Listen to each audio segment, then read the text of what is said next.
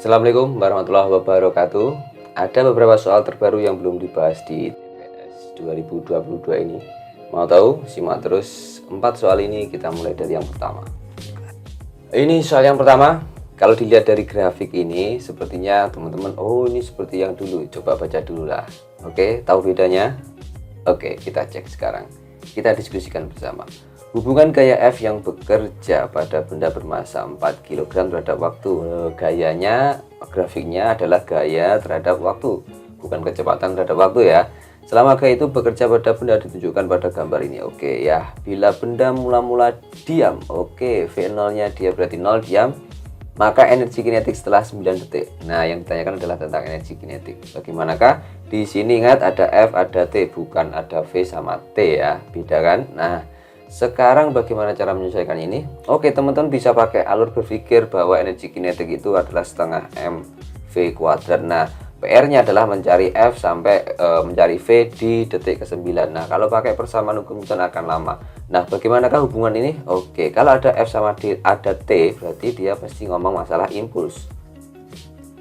Impuls ya, F dikali delta T. Nah, nilainya sama dengan perubahan momentum, berarti apa? M dikali delta V. Nah, dari sini hubungan ini akan ketemu. Bagaimana ini adalah VT dikurangi V0. Kita cari delta V-nya aja dulu ya. Dari sini F dikali delta T itu kita tinggal mencari luas di bawah kurva. Luas apa ini? Trapesium.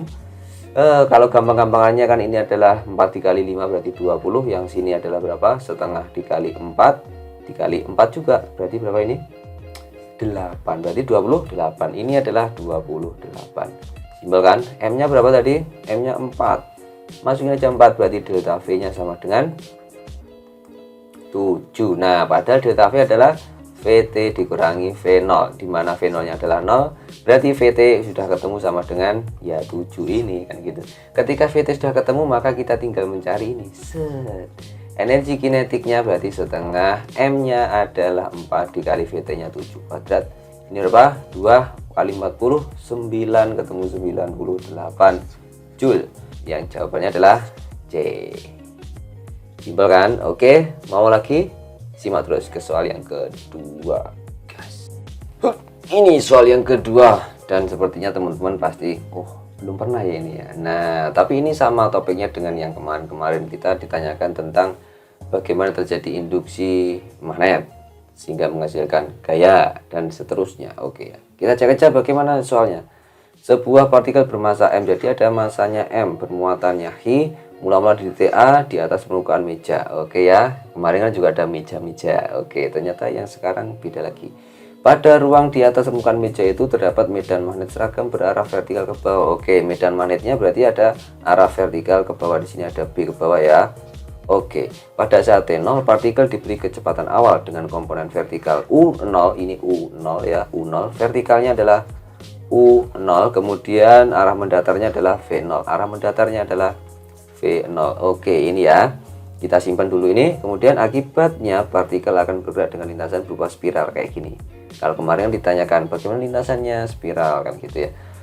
Berapakah ketinggian partikel itu diukur dari permukaan meja ketika untuk kedua kalinya partikel berada di atas titik A. Oke, saya jelaskan dulu. Misalkan titik A di sini, berarti dia akan berputar ke sini kan, set, lewati titik A di atasnya 1, set, kemudian kedua kalinya set. Berarti yang ditanyakan adalah ini. Nah, dia berputar berapa kali? Dua kali. Berarti dia melewati 2 kali periode waktu ya, 2 periode atau 2T nanti. Nah, bagaimanakah hubungannya periode dengan ketinggian itu? Oke, kita cek aja. Apakah U0 ini menyebabkan dia bergerak melingkar? Enggak. Yang menyebabkan dia bergerak melingkar adalah V0 ketika dia gaya Lorentz, B dikali Hi dikali V. B tegak lurus dengan V. Berarti yang menyebabkan dia bergerak melingkarnya begini adalah yang V0. Kemudian karena dia ke atas juga, maka akan begini. Nah, jadi U0 ini nanti akan kita kalikan dengan ini. Berapa jarak ini?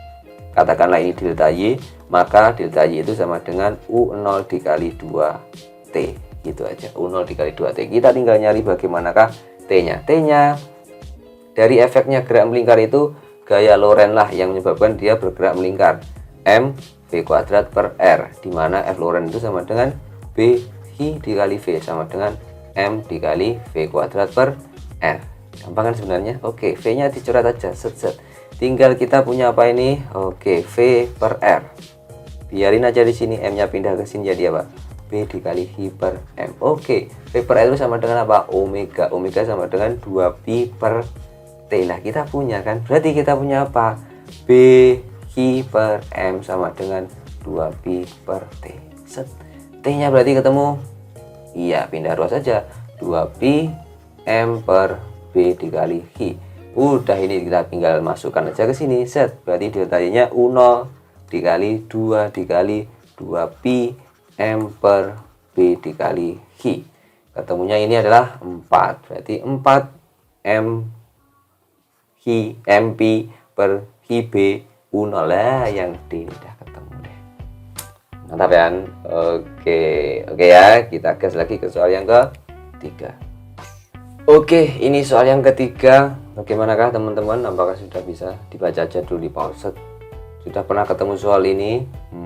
Mungkin teman-teman yang rajin ikut streaming saya pernah menjumpai soal ini. Ingat-ingat. Oke, yang belum silahkan di pause aja dulu. Bagaimana, sudah bisa belum? Tak tunggu. Oke, sudah ya. Sebuah loop kawat berbentuk persegi panjang ditanam di tanah seperti gambar. Oke ya, ini ditanam di dalam tanah gitu ya, ditanam dalam tanah ini misalkan ya. Kemudian di daerah tersebut terdapat medan magnet konstan V dengan arah masuk bidang gambar. Ini medannya masuk bidang gambar, berarti menembus gambar ya. Luas loop mengecil saat papan diinjak, berarti karena ini dia bisa ada pernya gitu ya, pegasnya, berarti dia bisa turun begini ya. Oke, turun naik. Ketika ini diinjak, maka dia akan turun kan, berarti luasannya mengecil ini ya. Jika injakan dilepaskan, luas loop kembali seperti semula dalam waktu 1 detik. Berarti ketika dilepaskan dia akan kembali set, waktunya 1 detik.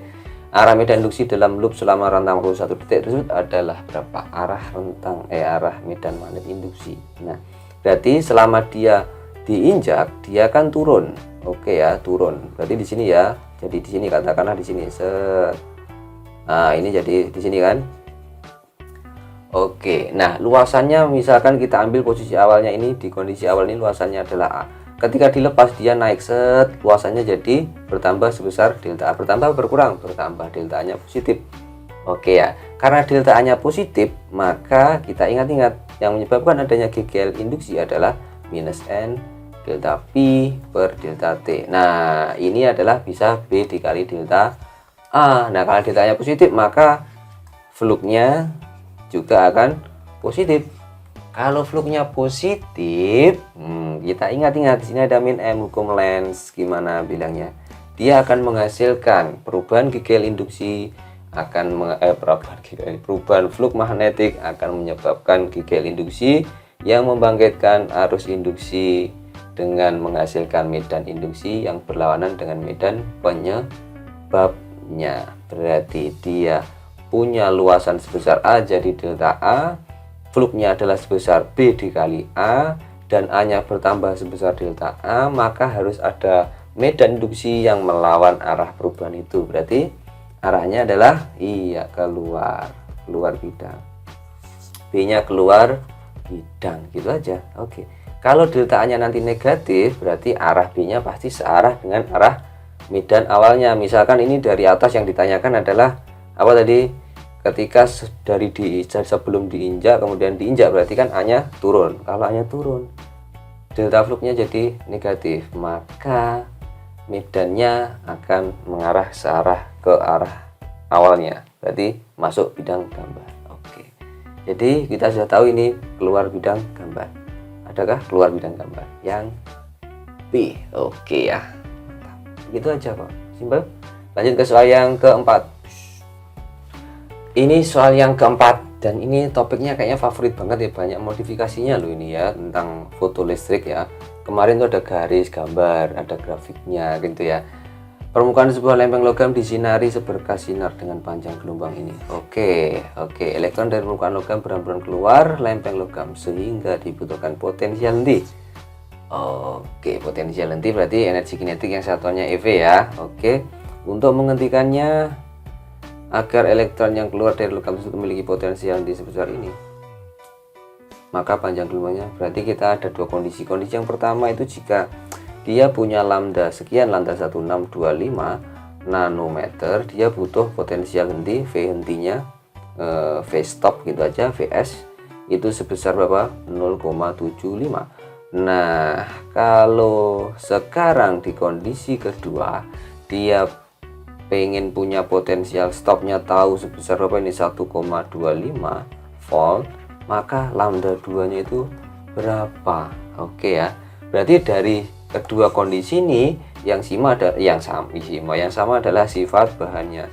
Sifat bahan logamnya itu kan sama, berarti dia punya W0 yang sama. Maka kita bisa cari W0 nya dulu. Oke, ingat-ingat dulu gimana persamaannya. Iya, energi yang disinarkan U sama dengan W0, energi ambang ditambah energi kinetik. Nah, gitu dulu. Oke. Berarti energi kinetik ini adalah E dikali V stopnya kan, gitu aja kan. Oke, berarti ini nanti bisa kita cari dengan HC per lambda kan gitu ya, HC per lambda, atau kita bisa pakai HF. Bisa kan, karena kita di sini diketahui HC, maka kita pakai HC per lambda. Ini kita cari dulu berapa di kondisi awalnya. Oke, kita bisa nyari dari sini. Dari sini ya, di kondisi awal kita punya itu aja E sama dengan W0 ditambah E dikali V stop yang pertama ya, V stop 1, V stop yang kedua. Oke, di sini ada E1 ya. Oke, kita mau cari W0, berarti W0 di sini ya, W0 sama dengan berapa? E1 dikurangi E dikali V stop 1. Oke, W0 ini kita masukkan ke kondisi 2. Kondisi 2 gimana sifatnya? Ya, E2 sama dengan W0, oke ya, ditambah E dikali V stop yang kedua. Nah, sekarang kita masukin W0 nya ke sini aja biar menyimpelkan ngitungnya ya. Berarti E2 sama dengan W0 nya E1 minus E dikali V stop yang pertama, first stop yang pertama. Oke ya, begini ya. Kemudian ditambah E dikali V stop yang kedua. Nah, sekarang kita bisa cari deltanya kan gampang. Pindah aja ruas ke sini jadi apa? E2 dikurangi E1 sama dengan gimana? Iya, ini bisa kita tuliskan gini kan, E dikali V stop 2 dikurangi V stop yang 1. Simpel kan jadinya. Ini apa? HC per lambda kan sebenarnya gitu ya. Ini berarti 1 per lambda 2 dikurangi 1 per lambda 1 sama dengan E nya, ini tak pindah ke sini jadi begini kan. Ini V stop 2 nya dia apa? V stop 2 nya adalah 1,25 dikurangi yang 0,75 tadi ya. Oke, berarti ketemu. Ini berapa ini? 0,5 kah? Bener ya? Ini 1,25, ini 0,75. Oke, berarti ini 0,5. Ini HC per lambda, HC per E itu berapa? HC per E 12,5. Oke, ini 12,5 kali 10 pangkat min 7 dikali 1 per lambda 2 dikurangi 1 per lambda 1. Nah, oke, kalau ini tak pindah ke sana jadi apa ini? Jadi dua kalinya kan, berarti ini 25. Oke ya, berarti 25 kali 10 pangkat min 7, 1 min lambda 2 min 1 per lambda 1 sama dengan 1. Nah, kita mau cari 1 per lambda 2 kan. Nah, ini kita pindah gini aja dulu. Nah, ini jadi 1 per ini, 1 per 25 dikali 10 pangkat 7 jadinya kan gitu. Oke. Kita cek aja di sini. Berapa ini? 1 per lambda 2 kita mau cari. 1 per lambda 1-nya 1 per 625 ya, benar ya? 1 per 625. Oke. Karena nanometer jadi 10 pangkat 7 kan. Oke, sama dengan 1 per 25 kali 10 pangkat 7. Tinggal kita pindah ruaskan saja. 1 per lambda 2 sama dengan 1 per 25. 1 per 25 ditambah 1 per 625. Oke, 625 kali 10 pangkat 7. Nah, kita bisa samain ini. Ini 625. Ini jadi 25. Oke ya, ditambah 1. Oke, kali 10 pangkat 7 sudah ketemu 1 per lambda 2 nih. Berarti lambda 2 nya bisa kita cari 625 per 26 kali 10 pangkat 7. Benarkah seperti ini cara hitungannya? Atau coba ada yang salah, dicek aja dulu. Kalau ini kan nanti mendekati berapa? Berapa? Apakah ada yang salah ini? Coba kita cek. Nah, ini nih, coba lihat di sini. Ini tadi belum saya tambahi koma 6,25 seharusnya kan? Kan 625 nanometer itu kali 10 pangkat min 9, jadi 6,25 kali 10 pangkat min 7. Berarti di sini harusnya 6,25 pangkat 7 kan begitu. Berarti di sini 6,25. Berarti yang kita samain bukan yang ini. Set kita jadikan 25 saja. Ini 25, berarti ini biar jadi 25 dikali berapa? 4 ya, dikali 4. Oke, berarti ini 1 ditambah 4. Siap. Oke, berarti ini jadi efeknya. Pas ini. Nah, ini jadi 25 per ini tambah ini 5. Berarti ketemu 5 kali 10 pangkat 7 meter. Oke. Pangkat minus 7, bro. Ini kan plus. Di sini jadi minus 7. Nah, minus 7 meter atau jadi 500 nanometer ya. Apakah ini ada di sini? C. Mantap. Itu 4 soal yang menurut saya berbeda dari yang sudah dibahas di yang lainnya juga. Silakan dipahami, semoga bermanfaat. Dadah.